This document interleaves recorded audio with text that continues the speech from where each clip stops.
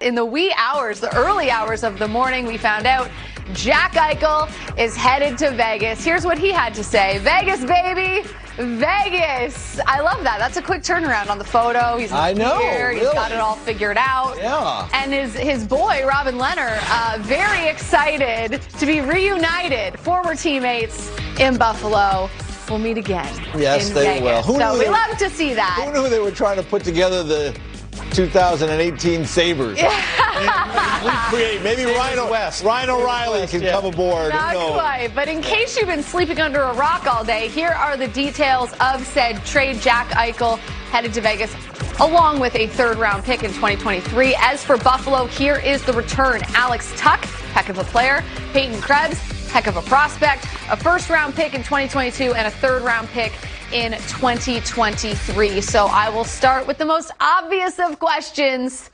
Your reaction to the trade, gentlemen? Well, I mean, my reaction is really not a lot of surprise. I thought that's where he was going to end up. Vegas has been all in on trying to get to a Stanley Cup really before they even got into the league.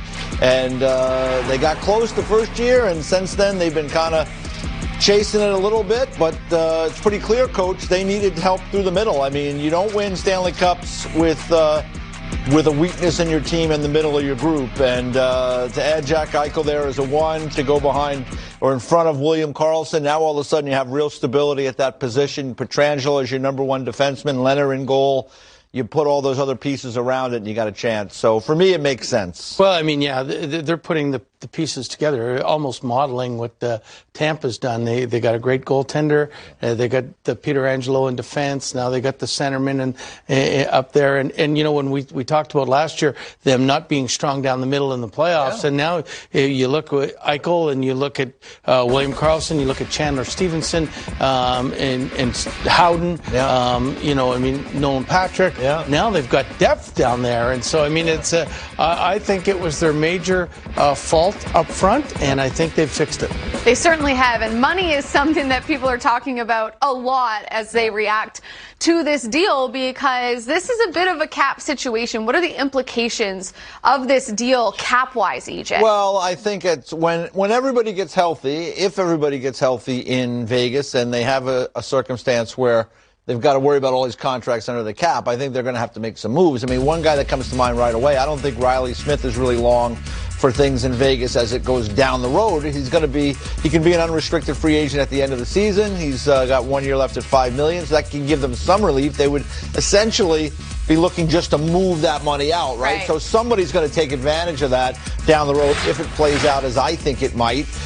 There's some other things that they could probably do to make things kind of fit for them. They've always been a team that goes out and gets the guys and then worries about the cap problems later. And you saw they had to give away Marc-Andre Fleury this year to create cap room. And also, don't forget, Stone is out of the lineup right now, and who knows how long he's going to be out. Suppose he has a serious injury and is out for a long, long time. Then it's more LTI room for him. Well, and maybe, just maybe, they're thinking, if Tampa can win with a $90 million cap, maybe we can win with a $90 million cap. Are you insinuating maybe someone will just return for the playoffs and just hang out on LTIR? I'm just saying it worked for Tampa. Hey, you never know. It's so tricky, It is. because Kucherov played for Tampa and was part of that group. So when they brought him back in, it was pretty seamless. Right. For Jack Eichel, when he's ready to play, he's never played with these guys. He's got to play. There's no doubt. I mean, sorry, Jackie, I'm just thinking along terms. He hasn't played since last March. And if he's ready by the beginning of February or beginning of March, it's going to take at least 20 games, 15 games for him to feel like himself. That's the usual game thing if guys out for a long, extended period of time. There's no training camp, just practicing and then coming into it. It's going to take some time. So I think he'll only be ready by the playoffs, but he'll have to play games before that. Oh, for sure. And for me, I look at this and I'm happy for Jack Eichel, and I'm happy for Sabres fans as well, because this situation has been hanging over their respective heads for so long. Now Jack Eichel can finally move forward after probably feeling pretty helpless the last couple of months trying to get this surgery that he wants so that he can get back on the ice. And I think we can all agree that Jack Eichel playing hockey is good for the game. It's good for the National Hockey League. So as soon as he can be back, we'll look forward to watching him rip highlight celebrate real goals when he returns.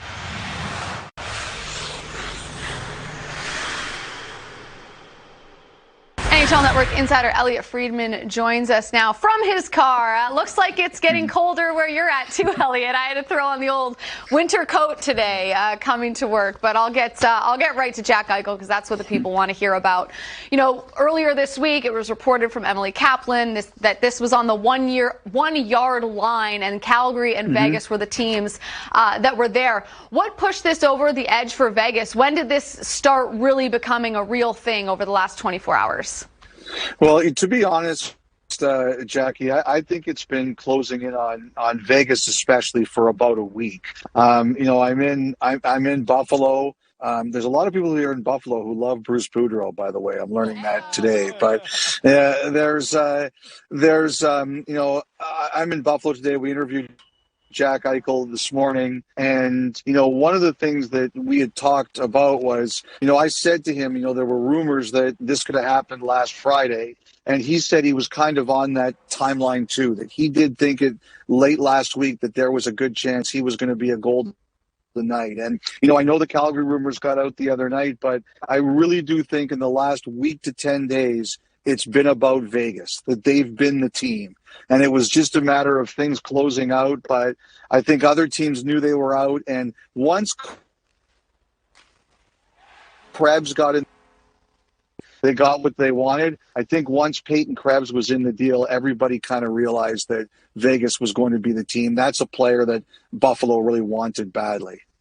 Elliotte, did the idea that the Eichel camp could file a grievance against the Buffalo Sabres, it seemed like that was something that could happen if a deal wasn't meant. Did that push things along? Because I'm sure Buffalo wasn't interested in going through the grievance process. I'm not sure, EJ, the grievance, now with a bit more clarity in 2020 hindsight, I'm not sure the grievance was the big deal. I can tell you that one thing that did happen was there was a doctor who's on the NHL second opinion list who did say that he would recommend Eichel's preferred surgery. Sure. And I do think that once that happened, everybody kind of realized we were going to have to move along here. I do think the other thing is Jack Eichel, EJ, was going to do interviews today. And I don't think I was necessarily I know I was going to do an interview today with Jack Eichel one way or the other. He'd finally agreed to do it after being annoyed by me for months and his camp being annoyed by me for months. Yeah. And I you know, I'll tell you that he admitted flat out the interview would have been a lot different if, you know, he hadn't been traded. He said that, you know, he said he didn't want to look back so much. He did admit he asked for a trade at one point a little over a year ago.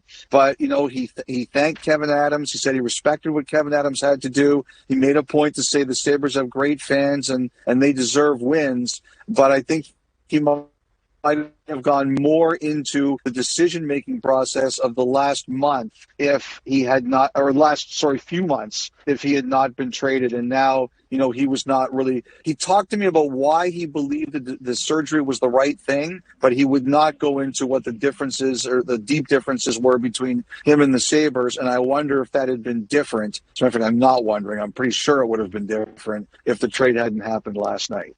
Hey, Elliotte, a couple of questions. Good to see you again. But it's November. Where's your beard, first of all, and all your hair? Or did your wife say enough is enough with that?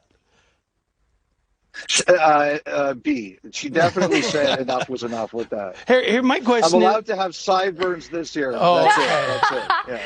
Hey, my question is this. Do you think if Alex Tuch wasn't hurt that he would have been involved in the deal? Because at this stage, I don't think Vegas can afford to lose a top-line player off their playing roster because they just got so many injuries. And I'm just wondering if it was a fit because he wasn't playing.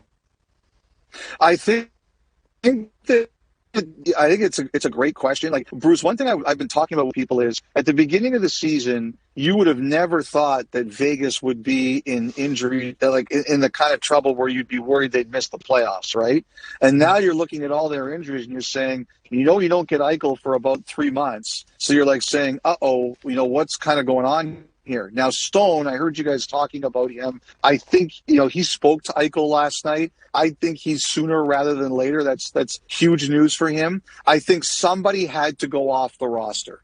There's no way they could make this Eichel deal without somebody going off the roster. And I think Tuch appealed to Buffalo because, he's a local guy. He's from the area. And I think that was ultimately the decision Vegas had to make. They knew they had to subtract at least one person, unfortunately, I think that Tuch had to be the guy because of his local ties too, as much as anything. Bit of a shift for my question, Elliotte, but obviously rumors have been flying, especially once we heard that it was on the 1 yard line and Calgary was one of the teams involved, and Matthew Tkachuk's name got thrown into the mix, and apparently that's had a bit of a ripple effect. He meets with management. Have you heard anything about the impact of that on a player like Matthew Tkachuk and his future with Calgary? Well, as a guy who's kind of like, I remember years ago, Jackie, I had one general manager say that I hate when my phone when your name comes up on my phone. And I said, well, so does my family, but what's your problem? And he said that the problem with someone like you is that I'm worried about you're about to throw a grenade into my dressing room. And, we do that. And some people really hate us for it.